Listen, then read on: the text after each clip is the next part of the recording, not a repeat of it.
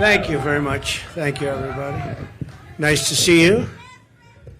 We have a lot of interesting things to talk about, and we have some very specific things.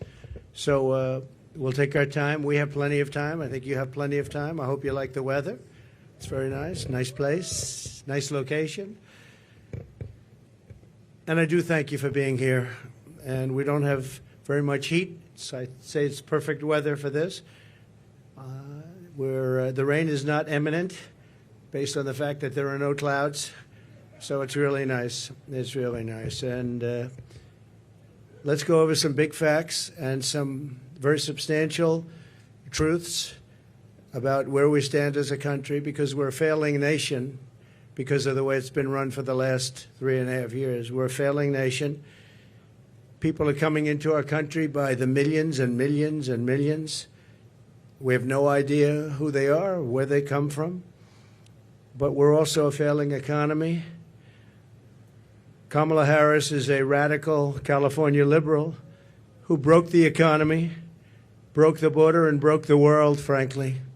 Very destructive to the entire world, because as we go, oftentimes the world goes. She destroys everything she touches, and if she wins, your finances and your country will never recover. You're never going to recover. A radical left person wants to put price controls all over the place, which will end up driving up your prices, not down your prices. Harris has just declared that tackling inflation will be a day one priority for her. It's going to be day one. But day one, really, for Kamala was 3.5 years ago. Where has she been? And why hasn't she done it? Why hasn't she done it? I hear her complaining all the time. She was the border czar, but she didn't do anything. It's the worst border czar in history. There's never been a border czar so bad. She's been unbelievable in terms of her badness to some of our allies, some of our great allies. You know who I'm talking about. Here is the record of economic calamity that Kamala is desperate for voters to ignore. She cast the tie-breaking votes that caused record inflation. She cast the votes. She's trying to blame Biden, as you know. So it was Biden, but I'm going to do a better job. But it was her. And if she wants to do a better job, she's still got 5 months left, right? But she can't do a better job because she doesn't know how to. And she's of a place in life where she wouldn't know what a better job is. Going to destroy our country. And as a result of Kamala's inflation price hikes, they've cost a typical household a total of $28,000. These are numbers coming from government. They're not coming from me. $28,000 she's cost a typical household. Kamala's inflation nightmare continues to cost the average American family $1,100 every single month. $1,100. Again, government numbers. You're paying $148 more a month on food. That's every month. Average family. Because Kamala and her ideas, and Joe Biden too, I mention him, but he's sort of gonzo. It all started with the debate. I should have been a little bit easy. Somebody said, your debate performance was horrible. I said, why? Because you forced him out of government. But I believe she'll be just as bad. I believe she's maybe in many ways going to be worse, because he wasn't really a radical left, but she is. She's real. He wasn't real. So I think she's going to be, in many ways, easier to beat than Joe Biden. What they did to him was disgraceful, by the way, and it really is a threat to democracy. It was a coup by people that wanted him out, and they didn't do not the way they're supposed to do it. $129 more on energy and $241 more. This is all per month on rent. So you have that, $148, $129, $241, and then many other increases. You add it all up, it's thousands and thousands of dollars that she and he have cost people. The cost of a typical monthly mortgage has doubled since I left office, and that number was about 3 months old from government, and now it's tripled. We had mortgage rates at around 2%, close to 2%, and they're now at 10%, and you can't get a mortgage. So that means it's a lot higher than 10%. I guess it is whenever they want to give over the money, and that's a lot more than 10%. So when you think about double, they've actually quadrupled or more than that. Think of that, quadrupled, which really kills the American dream for young people. Young people are being devastated by what they've done to our country. Grocery prices have skyrocketed. Cereals are up 26%. Bread is up 24%. Butter is up 37%. Baby formula is up 30%. Flour is up 38%. And eggs are up 46%. And many items are up at much higher rates than that. Now Kamala is reportedly proposing communist price controls. She wants price controls. And if they worked, I'd go along with it too, but they don't work. They actually have the exact opposite impact and effect. But it leads to food shortages, rationing, hunger, dramatically more inflation. Their Inflation Reduction Act, by the way, was a disaster. It's what caused the inflation. Their Inflation Reduction Act was a con job. They actually admitted that it wasn't really for inflation that they did it. They don't know why they did it, but they named it the Inflation Reduction Act, which was a very nice name. Got approved based on that. Unfortunately, people didn't understand it. I understood it. I said that's going to cause tremendous inflation, and it did, among other things like energy. She's running on the Maduro plan. We call it the Maduro plan, like something straight out of Venezuela or the Soviet Union. This announcement is an admission that her economic policies have totally failed and caused really a catastrophe for our country, and beyond that, a catastrophe in the world.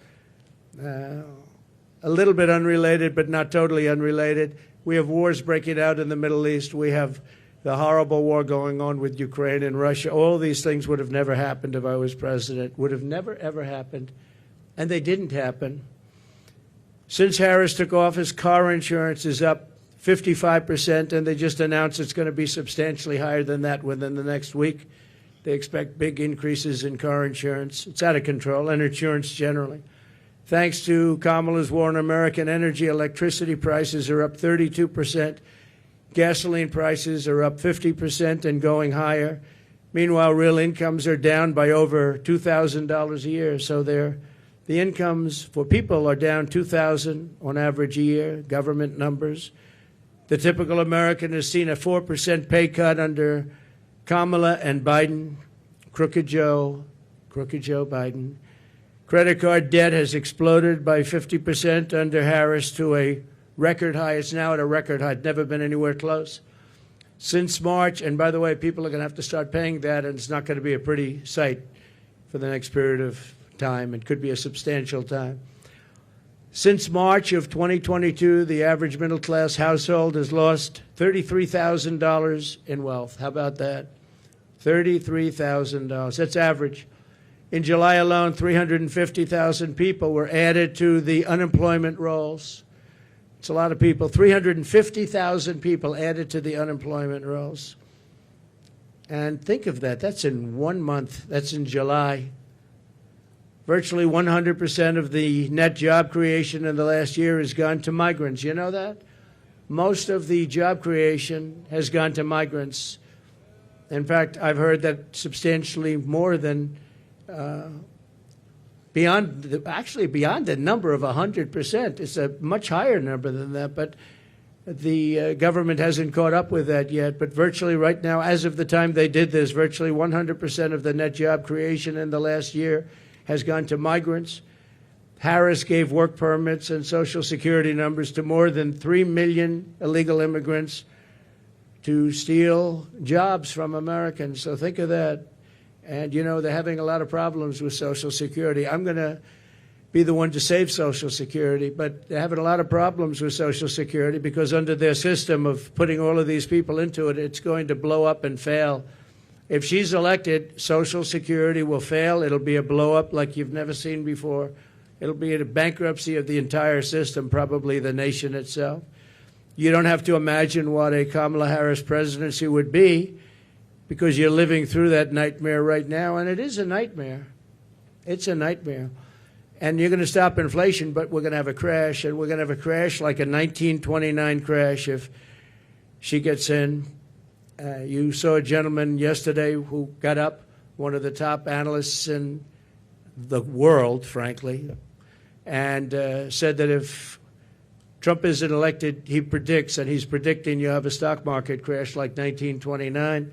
He also said the only time and the only reason the stock market has gone up, even though it had some bad moments recently,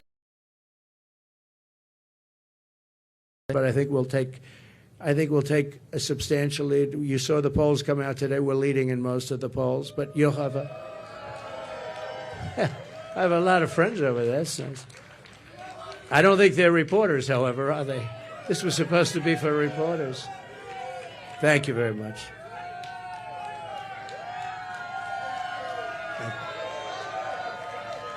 Thank you very much. When I left office, I handed Kamala and crooked Joe Biden a surging economy with no inflation. The 30-year mortgage rate was around 2%. Gasoline had reached $1.87 a gallon. We actually had many months where it was lower than that, but we hit 187, which was a perfect place, an absolutely beautiful number. Real income surged by more than $4,200 a year when I was president. Harris and Biden blew it all up. And if Kamala wins the election, the worst is yet to come. You'll have a real problem in the future because people don't respect her in the world. People don't respect her in the economy.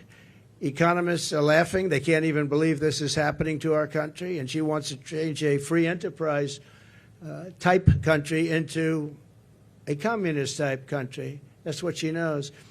She's considered far more radical than Bernie Sanders. That's all you have to know, far more radical. And she picked somebody that's far more radical than Bernie Sanders. He approved a bill recently, tampons in boys' bathrooms. He wants tampons in boys' bathrooms.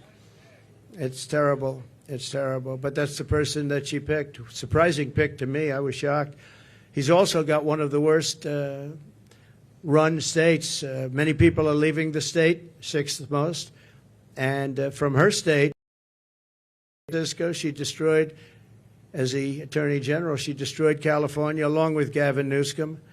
And she, San Francisco, you know, was a great city 15 years ago. Now it's considered almost unlivable. You can't live there.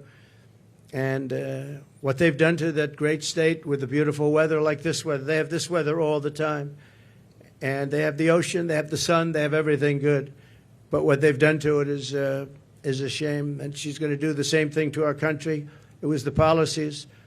They had a recent article, and I didn't know this, but you're allowed to rob a store as long as it's not more than $950. Has everyone ever heard of that? You can rob a store, and you have these thieves going into stores with calculators calculating how much it is.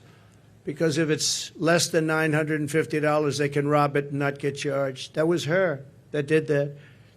Harris is campaigning on the largest tax increase in American history, including ending the Trump tax cuts, one of the largest tax cuts ever in our country's history, and working with families, a gigantic capital gains tax hike they want, and a new wealth confiscation tax. It's called wealth confiscation tax, which isn't going to make all of her supporters, you know, she's got some supporters that are wealthy people because they're stupid people, but they're wealthy people. She said that a 70 to 80% tax rate is, quote, a bold idea that should be discussed and studied. 70 to 80%. She co-sponsored legislation to abolish very popular private health insurance, which 150 Americans rely on, dumping everyone onto inferior socialist government-run healthcare systems with rationing and deadly wait times while massively raising your taxes. She wants to take away your private health care. There are many people in this country who spend a lot of money on private health care. It's the best health care in the world, by the way. But they want to do it. They worked hard to make money, and they want to do it. Under her, you're not going to have private health care plans anymore. And you can be a wealthy person or a middle-income person, and you want to spend on a really good plan, better than a government plan could be, far better. And you're not going to be allowed. You're all going to be thrown into a communist system. It's a communist system. You're going to be thrown into a system where everybody gets health care.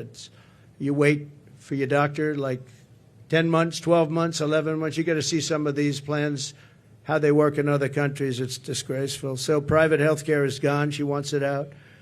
Now, she could change on that, and she might change on that. She's changed on everything, but I said, why are you changing? I actually was asking somebody that knows her, why is she changing?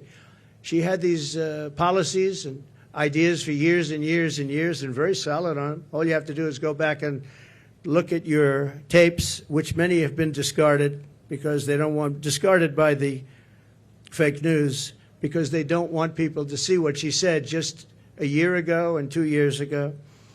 I've never seen anything like it. Even my statement on waiters, waitresses, caddies, a lot of great people, people that drive cars, no tax on tips. All of a sudden, out of the blue, she comes out. That was months ago I said that. And she came out and she said, no tax on tips. She could have at least said, you know, President Trump had some great ideas, but one of the ideas was no tax on tips. I think it would have been nice, and people would have accepted that. But she just came out like it was hers, and she never had her. In fact, just the opposite. The IRS is all set up to really go after people that make tips. And they passed legislation and signed executive orders making it really hard on waiters, waitresses, and that was very recently. That was just before I made the proposal. They were really going after people. So they're lying when they say that, you know, this is what they want to do, because their legislation, which everyone knows, and their executive orders were extremely tough. They also put 88,000 new IRS agents in that can go and harass everybody. She wants to close dozens of existing power plants, causing rollbacks of power in our country. You're going to have brownouts, blackouts, the likes of which you've never seen, and plunging millions and millions of people into poverty. That's going to put them into poverty, and they're not going to have heat. They're not going to have air conditioning. She wants to close dozens of existing power plants. So maybe she'll change that too. But she's got a lot to change. Almost everything she's ever said, she's got to change. Nobody's ever seen, and that's why we're here. Nobody's ever seen anything like it. She wants to abolish coal, oil, and natural gas, 84% of U.S. energy supply. And it's the coal and the natural gas, clean coal, I call it, and oil, natural gas that create electricity. And by the way, I'm a big fan of electricity. If we're going to go with the AI, if we're going to do that, I don't know if you know, but we need twice the amount of electricity currently supplied for everything to the entire United States of America. So to be competitive on AI, I was talking to Elon Musk. We had a great discussion the other night. I agree. And he said a big problem is getting the approvals to create all of that energy, all of that electricity, specifically electricity, and you're going to need that for other forms of modern business too. And I'll get it done, but other people aren't going to get it done. They're not going to be able to get it done. As border czar, and she was the border czar. She was, I don't know if she was proudly called border czar, but that's what Crooked Joe Biden called her. She's the border czar. Everybody said it.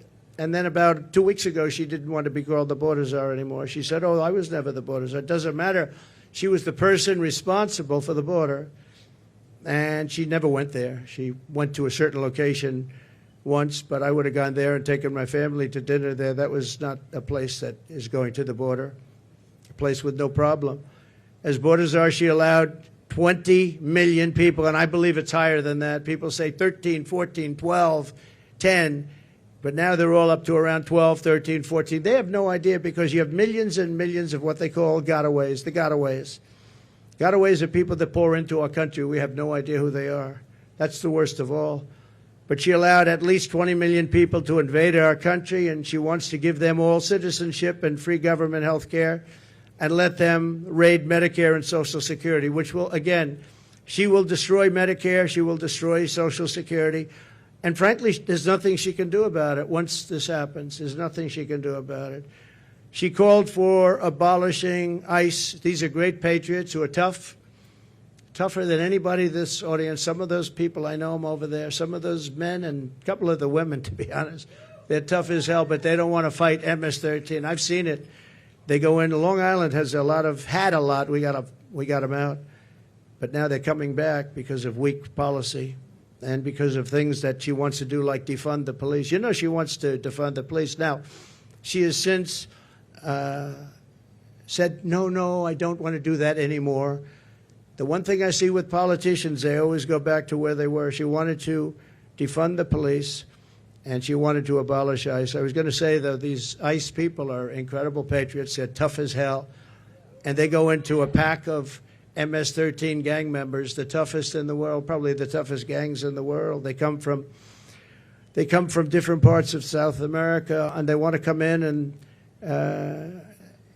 in Long Island, not too recently, but recently, they carved up with a knife two beautiful 16-year-old girls who were walking to school.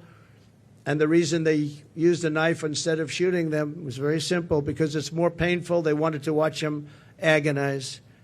And these are animals, and we have to get them out of our country, or we have to put them in jail because we don't want them back. Sometimes you have to put them in jail because their country doesn't want them back. They'll send them back the way they do. Just so you know, I know all of the people that we're dealing with as the heads of countries. And they're very smart. They're very streetwise. And what they're doing is they're taking all of their criminals, and they haven't brought all of them yet. They brought a lot of them, though.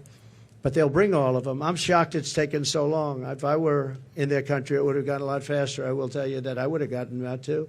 And they're bringing them into the United States. They're taking their drug dealers and their rapists, murderers, and every criminal, bringing them into the United States. And their crime rates are way down. They're bringing people from mental institutions and insane asylums into the United States.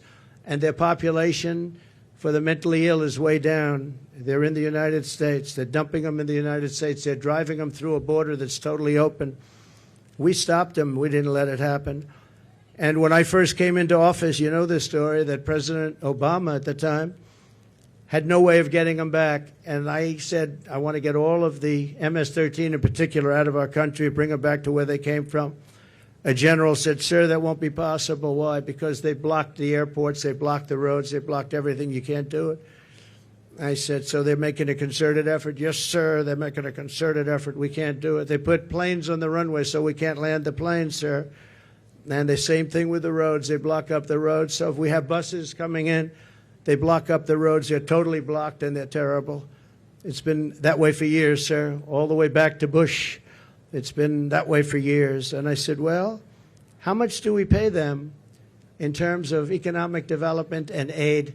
Sir, we pay them $750 million. I said, that's okay. Call them immediately and tell them we're not paying them anymore. And the following morning, I got a call from the three main culprits. Sir, I'd like to speak to you because I don't understand what the problem is. I said, well, you've sent us gang members, and they send them. Remember that. They send them. They said, you sent us gang members, you send us killers, and you send us drug dealers, and you send us horrible people, and when we want to bring them back to your country, you won't accept them. And that's under President Obama and all the way through. And therefore, you're in default. You are in total default of the money that we send you. And we're not going to send you the money anymore. You're not getting any of the $750 million and more. We're not giving you any. You are delinquent. You are delinquent in what you've done. And you're not getting, sir, please, can we talk? I said, yeah, we can talk. What? We would absolutely love to have MS-13 sent back to our country. We think they're wonderful people. They're not wonderful people. They're wonderful killers. But they changed their tune totally. When I said they weren't going to get the money, I don't know why these people don't do it. And the $750 million now is billions of dollars because Biden increased it very substantially. He thinks by sending them money, they're going to send fewer people into our country. How stupid is that? So they're giving them $2.5, $3 billion. The 750, not only did he give it, I didn't even pay after they made the call because I said, you know, you've treated us badly for so many years. We're not going to pay you it anyway. But now they're giving them billions of dollars, billions, much more than when I took over. It was 750. Now they're giving them billions. But they said, there must be an understanding, sir. We would love to take them back. And I said, well, you're going to get them back. And we started bringing them back by the thousands out of Long Island, out of Michigan, out of Ohio, by the thousands. And she compared ICE agents, these brave people, to the KKK. She said, the ICE people, the ICE agents, I compare them to the KKK.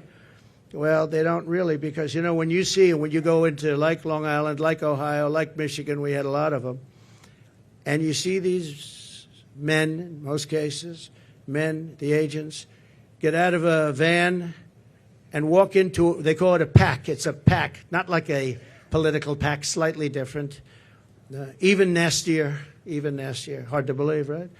But they would go into a pack of these killers, and all you do, I've seen it so many times, all you do is see fists and feet and hands and fighting. And 2 minutes later, they stand up and they walk out. They have them by the feet. They walk them out, or they drag them out, mostly drag them out, put them in paddy wagons, and they bring them back to their country. They take them back to the country, and the country is open arms now, open arms. And it's an amazing thing. For her to say KKK is very unfair, but she doesn't know. She doesn't want to know. She's a very strong communist lean. She wants to end detention of illegal alien migrants, releasing vicious monsters into our communities to rape, maim, and murder our population. She endorsed the funding the police and no cash bail nationwide. She was the original no funder. And the only thing Kamala Harris can deliver is horrific inflation, massive crime, and the death of the American dream. She is in favor of the death of the American dream because everything she does really stops. Any one of these items stops the American dream. We want our youth to go back and dream of being successful, someday being really successful and employing lots of people, and you can't get up early enough. I gave up that life for a life of politics. I gave up all of these beautiful places that I have all over the world for a life of being abused by the fake news media. And yet I would do it again. Somebody asked me the other day, would you do it again? I said, absolutely. Why would you do it? Why would you put yourself through?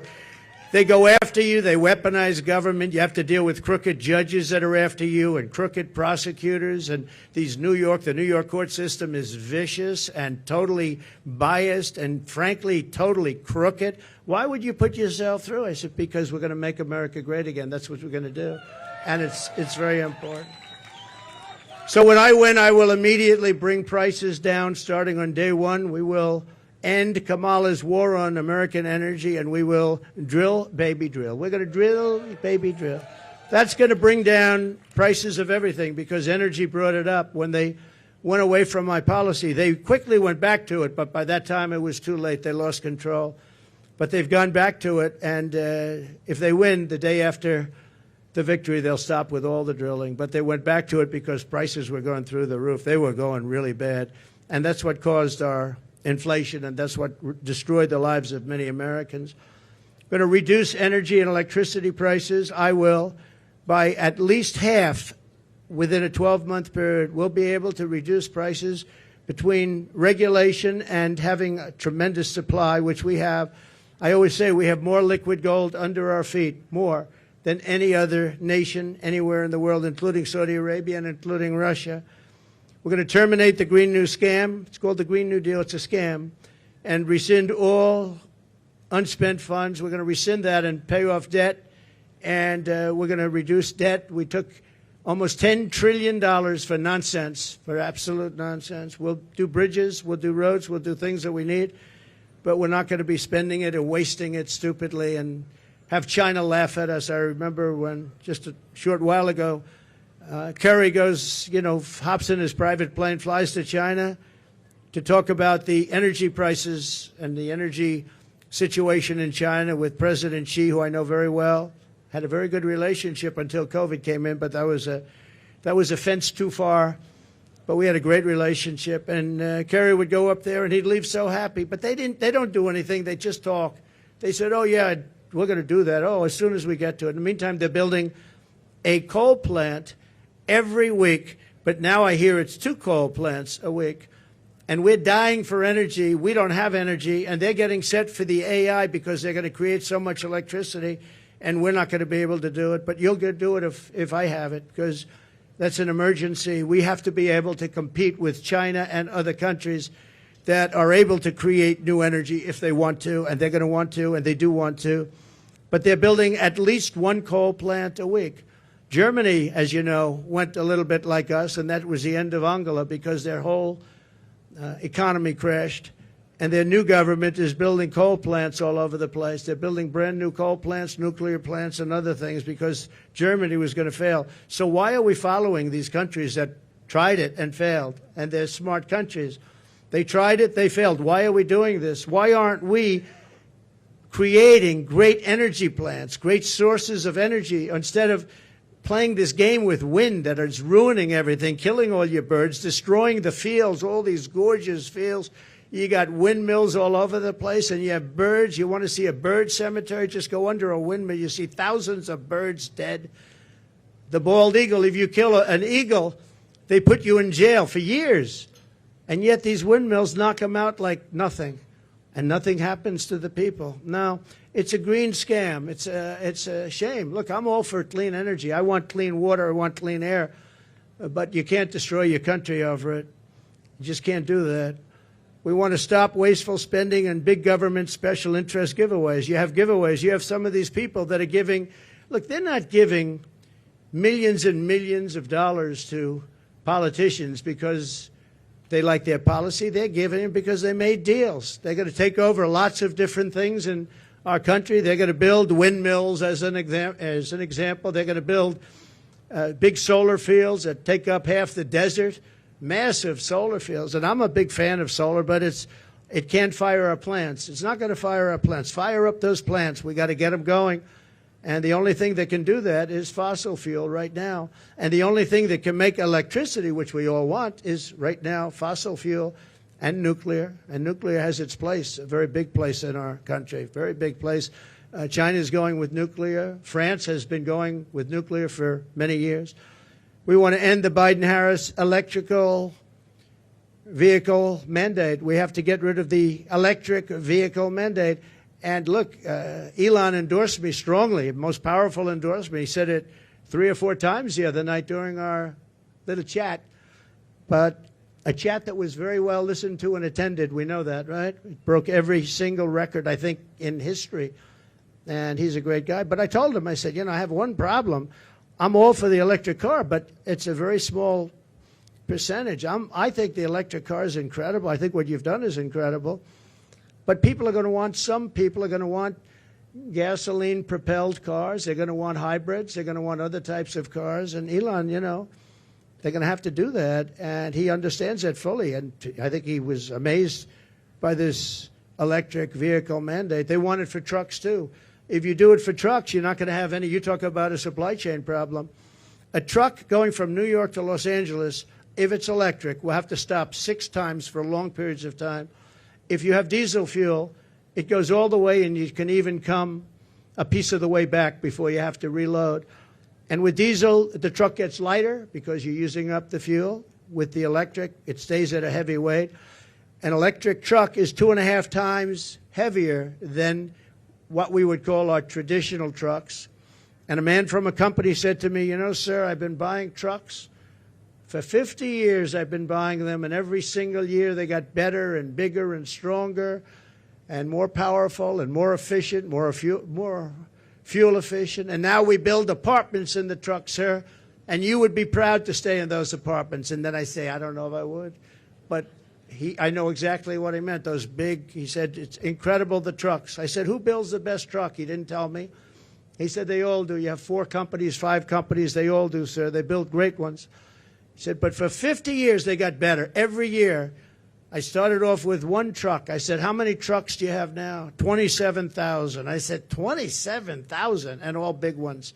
He's the biggest. This is the biggest. He said, for 50 years I've been buying, and every single year they got better, more efficient, stronger. He said, if they make us buy electric trucks, we will go back 70 years because the truck is worse than the one we had 50 years ago. And he said, I won't partake in it. They want people, they want the truckers, the trucking industry to do that. One other thing, the truck is heavier, and the battery is much larger than the tanks. And the battery would take up about half of the payload. Think of that. But just as importantly, the battery and all that goes into electric is much heavier The truck it weighs 2.5 times more than a normal truck fired up by diesel. And he said, if that's the case, sir, you would have to rebuild every single bridge and road in America because the weight is so enormous. It wouldn't be able to go on the bridges and all of the different weight-bearing roads in America. I said, did you explain this to the people? I mean, you know, a 5-year-old child, if he was hearing these things, it doesn't go far. It takes too much room. You don't have any room left for anything. It's almost the whole thing would be carrying a battery. Does anybody explain this to these people? We do explain it. They know it very well. At the end of the meeting, they say, we don't care. Just start making your electric truck. We're not going to do it. We're not going to do it, he said. So we're going to repeal all that. We're going to repeal Kamala's regulatory onslaught, saving households an estimated $5,000 a year at a minimum. The massive tax cuts and no tax on tips. We're going to make sure it gets done. She's not going to get it done. She didn't hear about it until I said it, and then she went out and she went and did it. And the other thing, no tax on Social Security. We're not going to have seniors who have been decimated by inflation pay tax on Social Security, and we'll get through it through growth. We have tremendous growth potential in this country, but not with these people running it, because all they're going to do is take away, and they want to take away your growth and your growth potential. Again, I say it all the time, we're a nation in decline. We're a failing nation. Right now, we're a failing nation, and we're going to soon be a great nation again. That's going to happen. Another thing we're going to do, having to do with a lot of reasons, a lot of things, and the economy in particular, we're going to seal the border. We're going to stop the invasion. We're going to send the illegal aliens back home. We're going to bring down the cost of health care and housing. We're going to make sure that Social Security is not going to be increased in terms of years where people have to wait much longer. I mean, we have an obligation to take care of these people. And just so you know, I didn't do it in 4 years. I never even thought about doing it in 4 years. And they probably don't want to do it, but they're going to have no choice. They're going to have no choice, because a lot of the people that are coming in are being signed into Medicare. They're being signed into Social Security. And it's just going to explode. And it's going to happen very fast, and it's going to be very ugly. It's not going to happen with us. We're going to open up tracts of federal land for housing construction. We desperately need housing for people who can't afford what's going on now. And when we open it up and we take off some of the restrictions and regulations, you know, in California, 50% the cost of a house is regulations. They have to adhere to regulations that bring the cost of the house up by 50%. We're going to bring back our supply chains to stop costly supply chain disruptions. We have tremendous disruptions. I have it all the time, and I think you do too. We order things, and I keep saying, well, when's it getting here? Sir, there's a supply chain disruption. And, I mean, you end up getting stuff like 3 months late now. I don't know, all these geniuses over here, I think we can say that. I'm not sure that you're necessarily as much into it, but they are. And I will say that very often, we have problems with supply chains where I'm waiting for things for weeks and weeks, and I say, by the way, whatever happened to it? Supply chain, sir, it's not coming in. And it's a terrible thing. Nobody ever thought a thing like that would happen to our country. We're going to restore peace and stability all throughout the world. And you all know Viktor Orban. He's the Prime Minister of Hungary, and a very tough man. He's a good man, but he's a tough man. And they asked him, what do we need to stop all of the wars with Israel? What do we need to stop the wars in Russia and Ukraine and all the other wars that are starting? He said, when President Trump was here, we had no wars. We didn't have Russia lining up at the borders to go and attack Ukraine. We would have never had Hamas, because Hamas had no money, because Iran had no money. I said to China and everybody else, if you buy from Iran, you can't do business in the United States. And I'm not looking to be bad to Iran. We're going to be friendly, I hope, with Iran. Maybe, but maybe not. But we're going to be friendly, I hope. We're going to be friendly, but they can't have a nuclear weapon. They can't have a nuclear weapon. And we were all set to make sure that they don't have a nuclear weapon, because once they do, it's a whole different world. It's a whole different negotiation. But Viktor Orban said, if you put Trump in, nothing's going to happen. Everyone's going to be peaceful, because they were afraid of Trump. Now, I don't like saying that I said that. I would say maybe they respected Trump. But he said, They were afraid of Trump. They didn't know where he was coming from, and they were really afraid of him. They're not afraid of these people. And being afraid isn't so bad, but I would say more importantly, they respected me. But he didn't use that word. He said they were afraid of Trump. And we would have not had any problems with China and Taiwan. We wouldn't have had any problems with Ukraine and Russia. We wouldn't have any problems with anything. But we will stop inflation. We will make America affordable again. And we're going to bring back the American dream. We have all these young people. They're coming out of schools, colleges, everything else, and they're not going to have the American dream. They don't even think about the American dream. Right now, they just think about survival. And I just want to end by saying we have tremendous potential in this country. We can do amazing things, and we can do them fast. We have to get the criminals out. We have to get them out immediately and fast and tough. We're going to rely on our local police. Our local police law enforcement has been so incredible. And they know. Somebody said, how will you get them out? How will you know? The local police know the name and serial number and middle name and last name and where they come from of every single bad guy that's come into our country. And we're going to rely on local police, and we're going to make sure that they have immunity from prosecution because, frankly, our police are treated horribly. They're not allowed to do their job. You know that better than anybody. They're not allowed to do their job. If they were allowed to do their job, we wouldn't have cities that have crime rates. You look at Chicago. On the 4th of July weekend in Chicago, think of this, 117 people were shot and 17 died. Afghanistan isn't anything like that. And speaking of Afghanistan, the single most embarrassing day in the history of our country. And yesterday I saw they gave $85 billion worth of brand new military equipment that I rebuilt the military, so this was equipment that to a large extent I bought. But brand new, and they had a parade yesterday, a beautiful parade. We were going to get out with dignity and strength. We were there for 21 years, and we were going to keep Bagram because it's 1 hour away. Bagram is this massive Air Force base that I visited. It's a massive base, and we were going to keep it because it's 1 hour, not because of Afghanistan, but because it's 1 hour away from where China makes its nuclear weapons. And they were showing it off yesterday, but the fact is that China now controls Bagram. China, can you imagine that? And we left. We were going to stay there. We were going to keep it. We were going to get out with dignity, strength. We were going to take our soldiers out last, not first. We took our soldiers out first. I dealt with Abdul, and he's still the leader. Strong man, smart man. But he understood that if he did anything, because we were losing a lot of people to the snipers, and under Obama, it was terrible. It was brutal. They'd be walking around and just get shot, and that was the end of them. Our people, and other people too, civilians. And I let him know that if you do that, we're going to hit you so hard like you've never been hit before. But why, he said, do you send me a picture of my home? Why? Why do you send me a picture of my home? I said, you'll have to figure that one out later. But I said, we're going to have to hit you people so hard like we've never hit anybody. And he understood. And he said, yes, Your Excellency, I understand. He called me Your Excellency. I wonder if he calls that to Biden. I doubt it, right? But he understood that, and he respected us. And for 18 months, not one American soldier was killed. Not one. And then I left because of an election where I got millions of more votes than we did in 2016. We got millions of more, from 10 to 12 million votes more. Think of that. No president has ever gone with that kind of an election uptick. Usually a president will get less. President Obama got less, much less, his second time, but he won.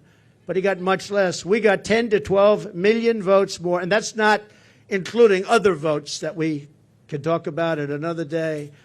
But this is their votes, 10 to 12 million more. And we left, and that's when all the problems started. We didn't have these problems. We would have never had a problem with Abdul. We would have never had a problem with anybody, frankly. And I'd have to say, you're looking at things behind me. They did a nice job. Wow, I haven't gotten to see. That's good. I don't like the tags very much. Look at that, up 46% eggs. Wow, up 65%. Wow, school lunch is up 65%. How can a family afford that? But look at this over here. What a nice job. I think I'm going to take some of them back to my cottage and have a lot of fun. Like the Cheerios. I haven't seen Cheerios in a long time. I'm going to take them back with me. Bacon is through the roof. They're all through the roof. The milk, everything is bad. And we're going to straighten it out. We're going to bring prices way down, and we'll get it done fast. And with her, it's just talk. She's a radical left San Francisco person who destroyed the place. And I don't know. It's hard to believe that she can even be in the discussion.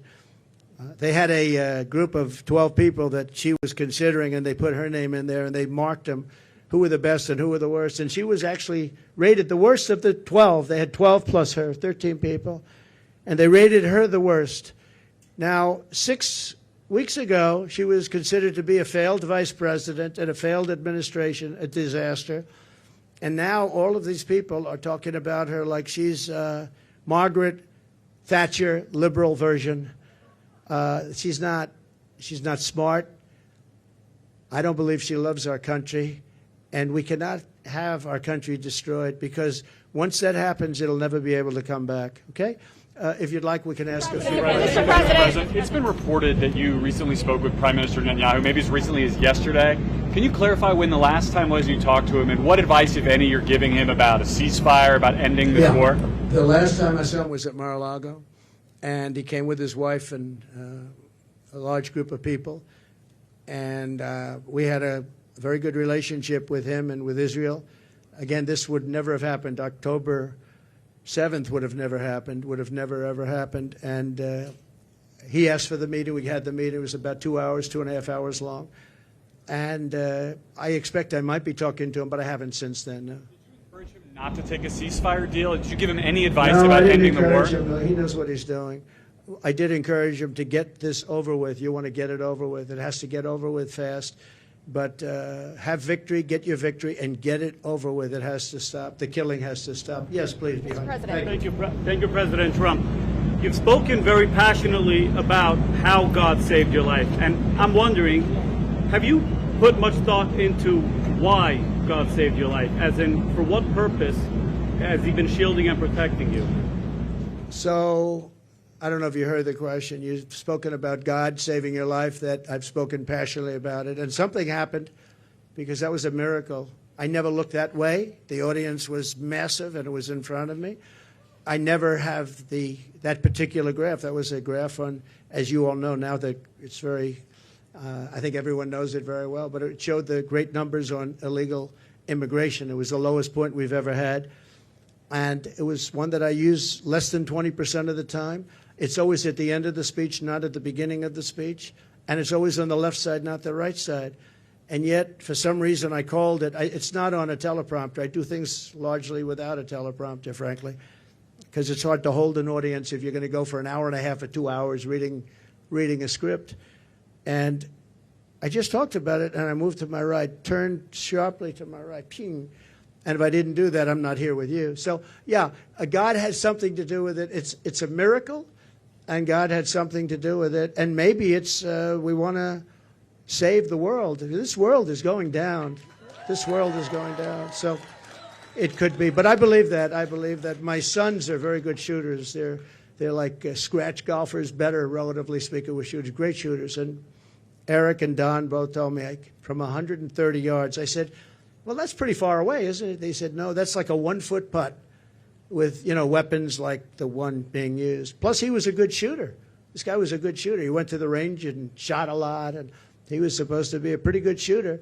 They said a bad shooter would hit the target almost 100% of the time. So something happened. And I have to say the Secret Service sniper did an amazing job. He had 5 seconds to find the target and hit the target, and he hit the target within, think of this, 5 seconds. And he was much further away because he was over here, and this other person was over there. So you have to give credit. And I have to also say about the Secret Service, when I was hit, I knew it because when I touched, there was blood pouring all over my hand. I said, I guess I know what that is. And I was going down for protection. And they were screaming, get down, get down. There was bullets. And those Secret Service guys were, and person, Kate, they were on top of me in a matter of, I think, 3 seconds it was timed at, and bullets were coming out. I would hear the bullet. I didn't realize you could hear it, but now I know very well. Those bullets were going right over my head. They were there and very brave. There was nobody that said, I'm not going to be going there. They just, they were there very quickly, and they were very brave. There were mistakes made, obviously. He shouldn't have been up there. The roof should have been taken care of, and there were mistakes made. There's no question about it. But there was a lot of bravery also. We have to remember that. Okay, thank you very much. Mr. President. Brian. Thank you. I want to talk about credit card debt for just a second. You've got all these reached items. a record. It's a record. Credit card. 48% up. Yeah. And many families going into debt just to pay for groceries. Yeah. What's your message to Americans right now that you can make America affordable again? Well, I would say my message to them. So he said, credit card debt is at the all-time high. It's never been like this. What's your message to America? How are we going to solve that, and what will they do? You know what I think they should do? They should, on November 5th or sooner, if it's early voting, which largely it is, which is ridiculous. We should have one-day voting, paper ballots. We should have voter ID, and we should have proof of citizenship, because people are voting and people are going on now without citizenship. But we should do it, and maybe we'll be able to get that done too. It's one of the things I want to do. But my message to them would be very simple: vote for Trump, and we're going to fix the problem. We're going to get it fixed. We'll get it fixed. Follow-up question, Yes, if I Brian. could. Kamala's been promising on day one, I'll do this. And for basically 4 years, she's promised this day one. Yeah. What will you do on day one to turn this country around? So she is saying when she gets in, she's in now, and especially with Biden, because, I mean, he's not in the best of shape. But you know what? She's in there now. She can do anything she wants. And she's still saying, if you elect me, I'll do this, I'll do... Why didn't she do it? Here's my one question. It's the easiest question, because she complains about everything. Why didn't she do it? That's all I ask. On day one, we're going to drill, baby, drill, and we're going to close the border, and we're going to let people come in, but they're going to come in legally. They're going to come into our country legally. But on day one, we're going to do many things. You know, I can do a lot of things at one time. But the question's often is, what's the first thing you're going to do? I would say we have a tie. We're going to close the border. We're going to stop the millions of people coming in, and we're going to take all of the criminals that have come in, and we know every one of them. I know. And the local police know better than anybody else. They're going to work with us. I've spoken to a lot of the sheriffs, every police, virtually every law enforcement group in America has endorsed Trump. I don't think anybody's endorsed Kamala. Not one. I don't think anybody's endorsed them. And you know that better than anybody. In Florida, all over California, they've endorsed me. We have the relationship I have with law enforcement. And these are great people, and people that we have to really cherish and respect and let them do their job and protect them. And you'll always have a bad apple in everything. You have bad apples as reporters. That I can tell you many. I'd say about 80%. But you're always going to have bad apples. But you have very, very few when you look at it. Very, very few. You have to let them do their job. You have to protect them. But basically, we're going to drill, baby, drill. We're going to get the energy prices down almost immediately, and we're going to close the border, and we're going to get the crooked ones out, the bad ones out, and we're going to let a lot of people come in, because we need more people, especially with AI coming and all of the different things, and the farmers need, everybody needs. But we're going to make sure that they're not murderers, killers, drug dealers, and the kind of people that we have largely coming in right now. Okay? Mr. President, many of your allies who want you to win in November say your current strategy isn't working, that you need to stop with the personal attacks on Kamala Harris and deliver a more disciplined message. Do you agree? And also, you added more people to your campaign today. Yeah. Is that a sign of a shifting strategy? No, I think it's a sign of we want to close it out. We have great people. Susie is fantastic, as you know, and Chris is fantastic. They're leading it. Corey Lewandowski's coming in. He'll be, personal envoy, or he'll be at some level. They're going to be, they're doing a great job. Look, we've taken, with all of the abuse we've taken from the fake news media, all of this horrific abuse we take, and all I want to do is make the country good. All I want to do is have strong borders and good education. We want to have choice for education. So important, so many different things. You would think it would be the other way. We rebuilt the military. We did so many great things. But that's the way it's been for Republicans, and I guess more so for me than anybody in history, and that's okay, because we're leading in the polls. For the most part, we're leading in the polls. We were leading Biden by a lot. We're leading now, but I think when she's exposed, I think we're going to beat her by a lot more than we would have beaten Biden by, because he had a little group of people that have been voting for him for a long time. She doesn't have that. People don't know who she is. As far as the personal attacks, her because of what she's done to the country. I'm very angry at her that she'd weaponized the justice system against me and other people. Very angry at her. I think I'm entitled to personal attacks. I don't have a lot of respect for her. I don't have a lot of respect for her intelligence, and I think she'll be a terrible president. And I think it's very important that we win. And whether the personal attacks are good, bad, I mean, she certainly attacks me personally. She actually called me weird. He's weird. It was just a soundbite. And she called J.D. and I weird. He's not weird. He was a great student at Yale. He went to Ohio State, graduated in 2 years, at the top of his class, and all of these different things. And we have this guy that's running a very failed state, who's had a terrible career. I mean, you have him saying they're weird. No, he's a weird guy. And she's weird in her policy. Who wouldn't want to have strong borders? Who doesn't want to have lower taxes? You know, all my life I've watched as politicians campaigned, and I've always been on, you know, for the most part on the other side, on the side that these people are on. And they always talked about, we're going to reduce taxes. This is the only campaign I've ever heard where they're saying, we're going to increase your taxes. And then people say they're going to vote for him? I don't know. So I don't think so. I don't think people know who she is yet. When people, because really people didn't know. You can ask the man on the street. I saw it on one of the shows today. They asked the man on the street, what's the last name of Kamala? Nobody knew. It's Harris. Nobody knew the last name. I don't even use it because nobody knows who I'm talking about. People don't know who she is. She's a radical left socialist. But beyond that, I mean, she's way beyond socialism, who's going to destroy our country.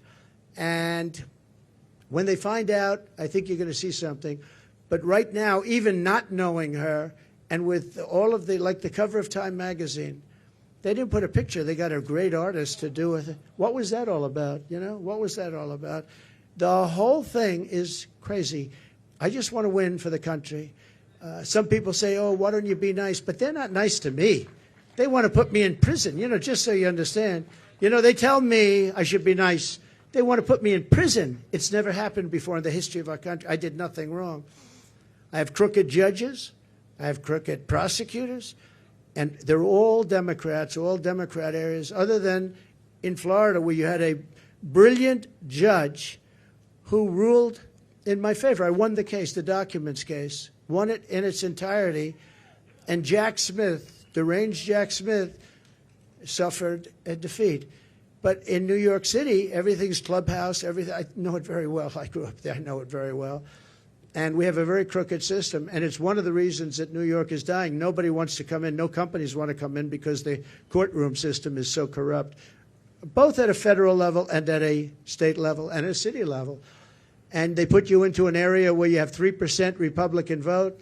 It's all a rigged deal, just like Fani, F-A-N-I, Fani, with her boyfriend, and I think that's been discredited too. They've been discredited. But think of it. They don't want me to be a little bit nasty.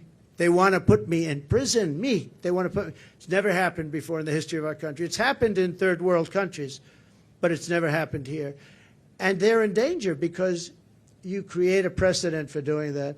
And once that happens, that's a really bad thing. You know, in the years before, and I've said this a few times, not too much, but with Hillary, she was subpoenaed by Congress to give everything she's got, and she burned it, she acid washed it, bleach bit they call it. She totally scrubbed it, and then they broke everything with hammers, with fire, they burned it. And then she said, I don't have anything. Well, it turned out that she had a lot to give.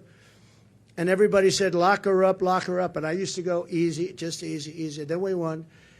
And I said, wouldn't it be terrible? And you know, I lose. Some people are upset when I did this, but you have to look at it maybe differently now. I say, wouldn't it be terrible to put the wife of the president, former president of the United States, into a prison? Now think of that. Hillary Clinton, she was Secretary of State. She was the wife of a president of the United States who used to be a friend of mine before I ran for politics. He was a friend of mine. He used to play my golf course all the time. I have a great golf course right next to their home in Westchester. He used to be there all the time. It was his favorite course. But you know what? I could have done that very easily. She was so guilty. And I said to my people, wouldn't it be terrible to put, I don't know, wouldn't it be terrible to take, and we won the election, wouldn't it be terrible to take a former Secretary of State who was the wife of the President of the United States and put her into a prison? But that's what they want to do with me. And I did nothing wrong. It's all crooked politics and really crooked judges. You know I have a gag order. Do you know I can't even talk about it right now? Do you know that I have a judge who has a gag order? He doesn't want me to talk. And the reason he doesn't want me to talk is because what I say is so devastating and so horrible for him. But think of it. I have a gag order. There's never been a politician in history, I mean, probably for any politician for a city council office. I'm the leading candidate to be president. I won virtually unanimously. I beat everybody. It was the quickest primary in history. There's never been one that was done so early. I had people that were very talented people, and I beat them by 45, 50, 60, 70, 80 points. There was never a close race. Nobody was even close. Good talent. They weren't close. And I'm running against the Democrats. So it's a two-party system, whether we like it or not. Republican, I'm the Republican, and I'm leading. But let's say I'm tied, but I'm leading. I believe I'm leading by a lot more than people think, and I believe we'll be leading by a lot more. And I have a judge who put a gag order on me. So when you ask me a question, or when you ask me a question, I can't give you an answer, because if I give the answer, they want to put you in jail. He said, we'll put him in jail if he talks beyond the gag order. And this is in a state where, unfortunately, the laws have been very bad, and they haven't been upheld by the appellate divisions generally. Although I have one case where we a certain judge, I won't use names, but the Attorney General case where we won 5 appeals on the same case, the most ever trial. It was a ridiculous, horrible decision where you have a very, very biased voting population and a judge whose hatred of Donald Trump was beyond belief. And we won the case, but he ruled a ridiculous amount of money, civil case, ruled ridiculous. Now, this is what they're doing is interference with an election.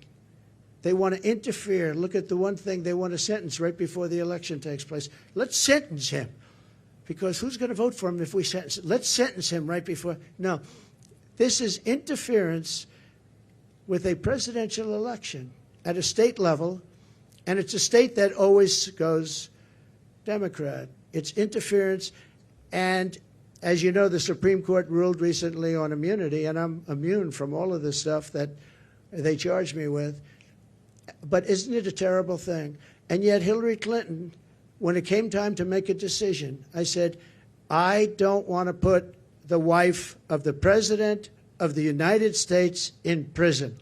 I want the country to come together and to be unified. And here it is a few years later, and these people say, let's put him, why? Because I challenge an election? Because I want to challenge an election, or some other reason? It's a really disgraceful thing. It's a shame. And it's a very dangerous thing for both parties, because once they start that ball rolling, once they started rolling, that's a nasty ball. Yes, please. Please. 2 quick questions here. Nikki Haley told our Bret Baier that Republicans need to stop whining about Kamala Harris, focus on courting those independents, those suburban women, the moderates out there. What do you think of that strategy, and would you consider having Nikki Haley on the campaign trail with you? Sure. I think that we've done very well. I think that we're hitting a nerve. I think this is a different kind of a race. All we have to do is define our opponent as being a communist or a socialist or somebody that's going to destroy our country. You know, I fought Nikki very hard. I beat her in her own state by legendary numbers. And I get along with her fine. I appreciate that she endorsed me and all of that. No, I think that, I think relatively to what they're doing and how radical they are and how, in many ways, how sick they are, I think I'm doing a very calm campaign. I mean, we're here. There's no shouting. Now, you'll say he ranted and raved, and not you, but some of you will say he ranted and raved. I didn't rant and rave. I'm a very calm person, believe it or not. If I wasn't, I probably wouldn't be around anymore, you know, probably wouldn't be around. But no, I think I appreciate her advice. I have to do it my way. You know, I ran against her, and I did it my way. People said I should maybe do it a different way, but I won in South Carolina by numbers that nobody's ever seen before. You know, it wasn't even close. And I think she's a good woman. I'd love to have her support. Yeah, she gave me support, but I'd love to have her go around and campaign. Quick follow-up on the economy. You mentioned this in your remarks. Vice President Kamala Harris wants to put a ban on price gouging. Do you think that the federal government should be responsible for determining food prices? Well, not only responsible, they probably can't do it legally, and that will drive up prices.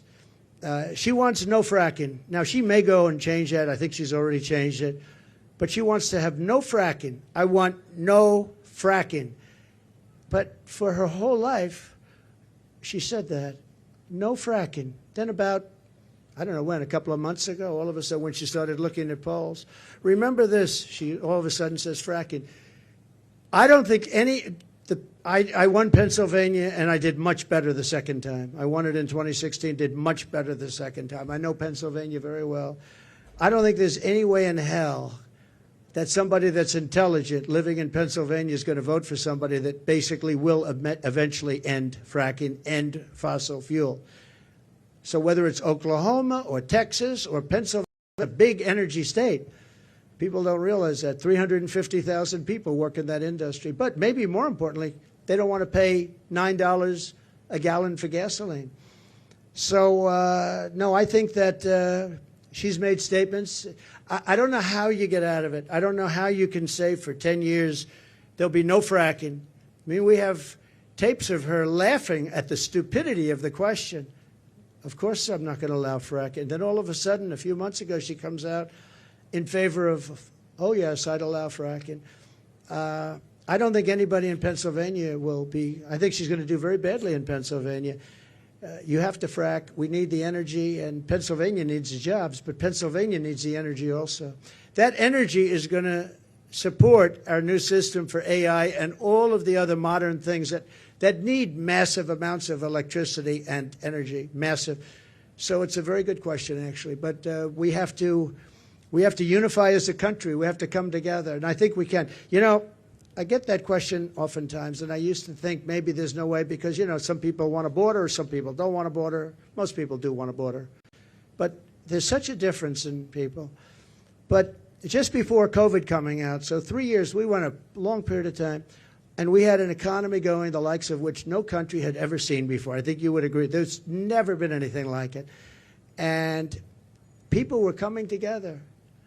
People were calling me I would call them radical left. But I would say very liberal people, very progressive people. They came to me. We would like to get together. In fact, we worked out criminal justice reform. I was the only one that could have done that. I won criminal justice reform, and I got that for black leaders that came to see me. Criminal justice reform. Obama couldn't do it. Biden wouldn't even try. But nobody could do it. I got that done. And I got conservative votes to get it done. They needed at least 5 very conservative votes. It was very hard to do. I got that done. Our country was coming together. And, you know, I can tell you the story of criminal justice reform. When you do that, that means that's a big step. But I was seeing people that were not seeable, that I wouldn't want to see them and they wouldn't want to see me. And all of a sudden, I was having lunch with people that, if I told you who they were, you wouldn't even believe it. Our country was coming together. Success was bringing our country together. And it can be done. Success will bring our country together again. It can be done. It was an amazing phenomenon. And I used to say, I don't know, it's awfully tough to get it together. I've never seen anything like it. Like, for instance, me getting criminal justice reform done. And I did that with Democrats and some very conservative Republicans who said it's very unfair where people are staying in jail for 35, 40 years, and today they wouldn't even be charged with a crime for what they did. And we got it done, and I was very proud of it. But our country was coming together. The black population had the best numbers they've ever had on jobs, on income, on everything. The Hispanic population had the best numbers. Asian population, men, women, young people with diplomas from the best schools, Harvard, MIT, the Wharton School of Finance, they're all coming together. And everybody was happy. And young people without a high school diploma, the best MIT students and people without a diploma were all working. They were making more money than they've ever made. There wasn't one group that wasn't doing better than it was the year before, 2 years before, or 10 years before. It was the best our country had ever done, and we were leapfrogging China. China didn't have a chance. I took in hundreds of billions of dollars in tariffs from China. Hundreds of billions of dollars. No president ever took in 10 cents. And what happened was an amazing thing. We had a great, successful country, and our country was unifying. It was the first time anyone's seen it, but our country was unifying.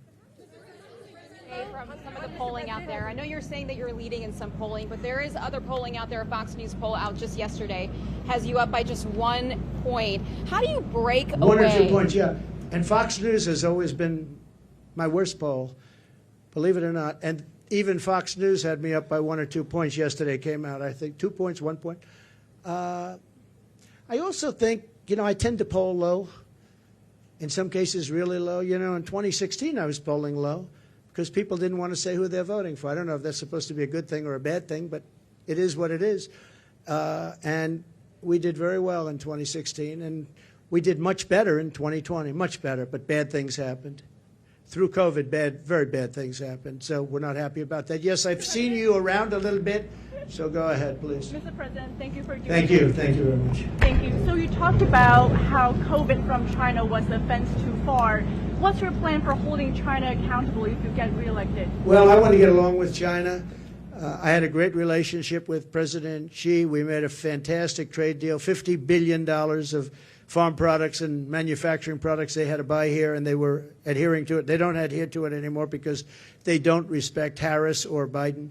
But as you know, we signed a trade deal with China, and it was actually better than even the USMCA. It was a great trade deal. China had to buy $50 billion, not $15 billion, not anything else, $50 billion. And it was a great trade deal. I think that that's one of the underrated things. I think we'll have a great relationship with China. I hope we're going to have a great relationship. But it's got to be a fair relationship. China was taking advantage of the country for years. But so was every other country, in all fairness to China. Every single country was taking advantage of the United States. I can't think of one country where we were doing better than them. Japan was taking, Abe was my dear friend, one of the great men, great leader. But all of these countries were, I used to say, who signs these agreements? It's amazing that we economically survived because we had such bad negotiators or people were getting paid off. I actually looked at some deals. I'd say nobody could be so stupid to sign a deal that's so one-sided. Whoever made this deal has been paid off. And then I'd look into it a little bit, and all of a sudden he's working as an agent for that country 3 years later, 5 years later. Now, we changed a lot of those deals. South Korea, we changed the South Korea deal. We made it from a horrible deal to a good deal. I changed the Japan deal. But I made a great deal with China. They had to buy $50 billion worth. They never bought anything like that. In fact, it was a misunderstanding.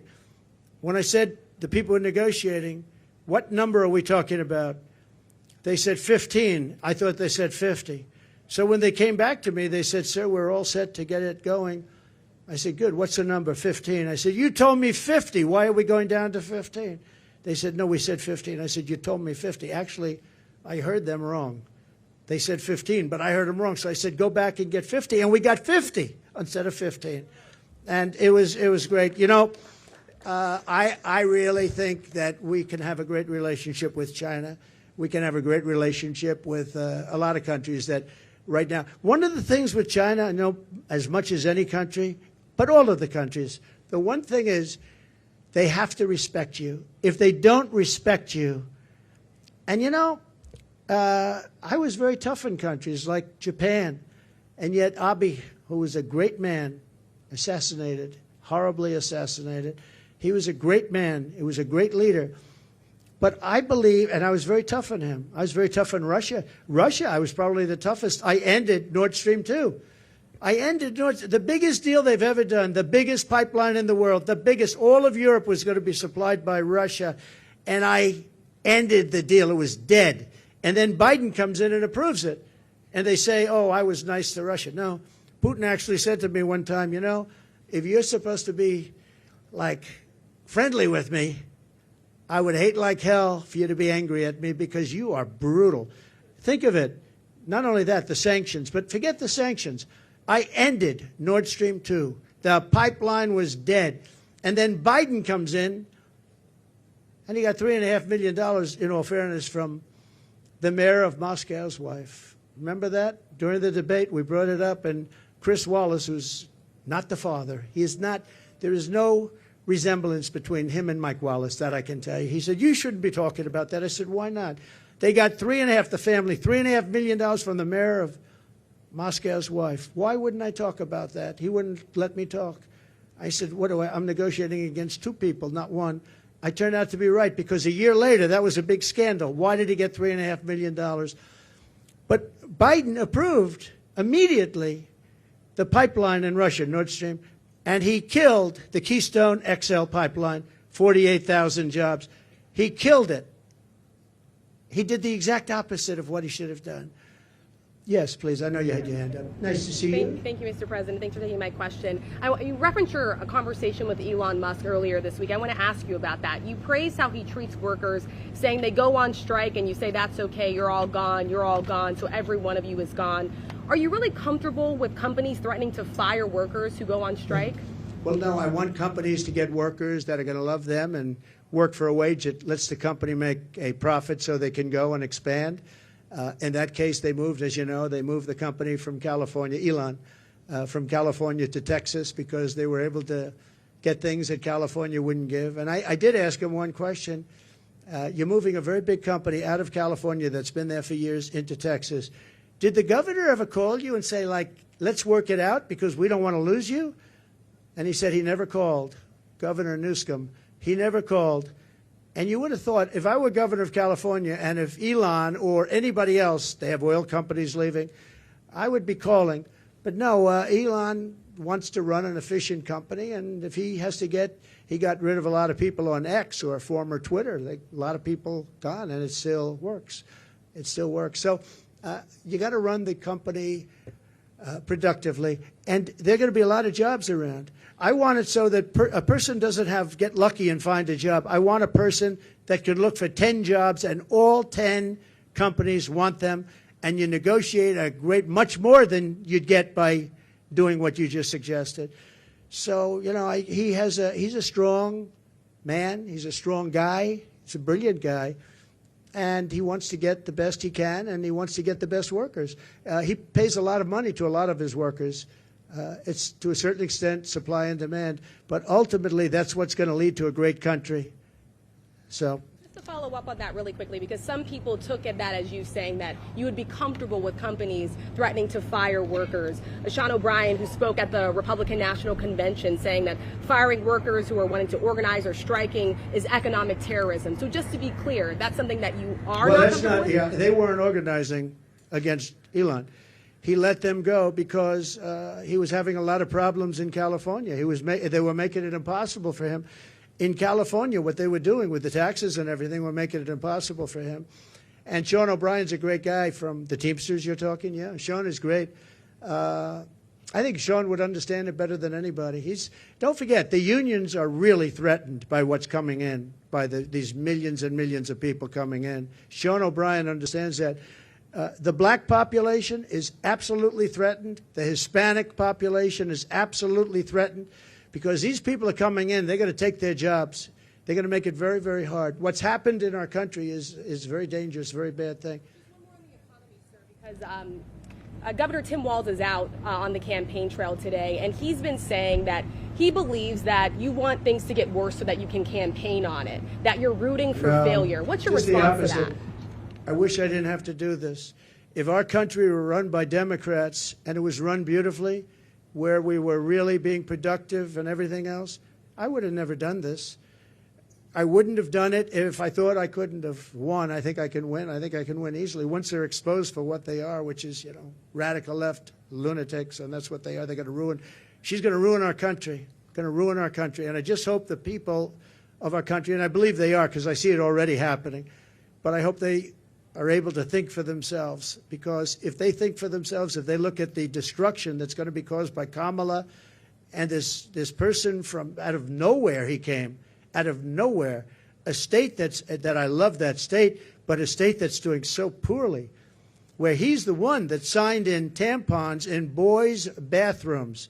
He signed a bill that boys' bathrooms, all boys' bathrooms in Minnesota will have tampons. And what's going on? What's wrong with us? What's wrong with us as a country?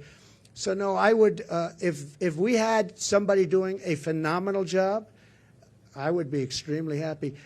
What I want to do is I want to see, even the last few months, I hope the country does really well, even though it would make it probably a little bit harder to win.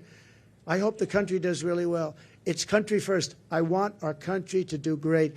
If they were great leaders, I would be the first to say they're doing a fantastic job. Thank you all very much. I appreciate it. Thank you. Thank you very much. Thank you. Thank you. Thank you very much.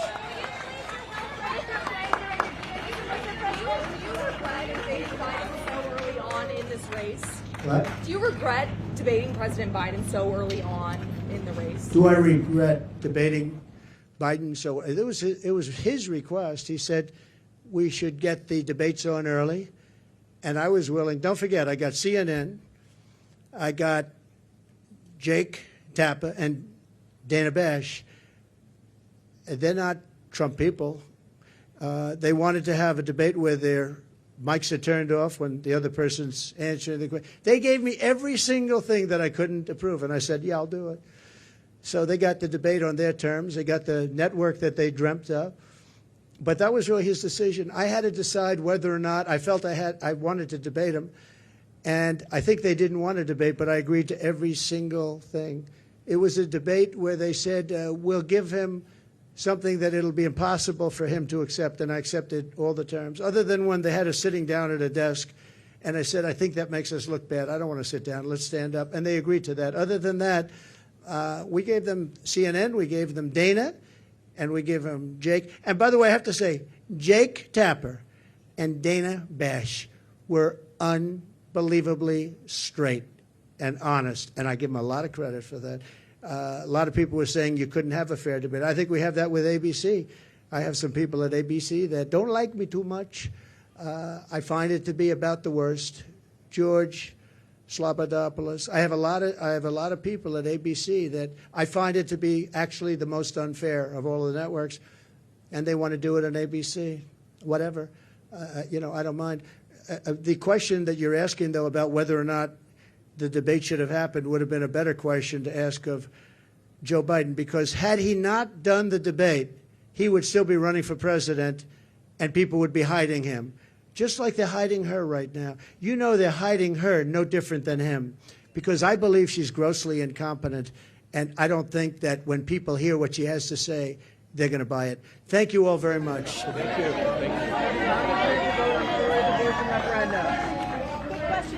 Thank you. Wheaties or Cheerios? Which one are you taking? I want them too. Which one are you picking? What happens to all these groceries? She's 100 years old. She wants my autograph. I think we should do it. Go do it. Yeah.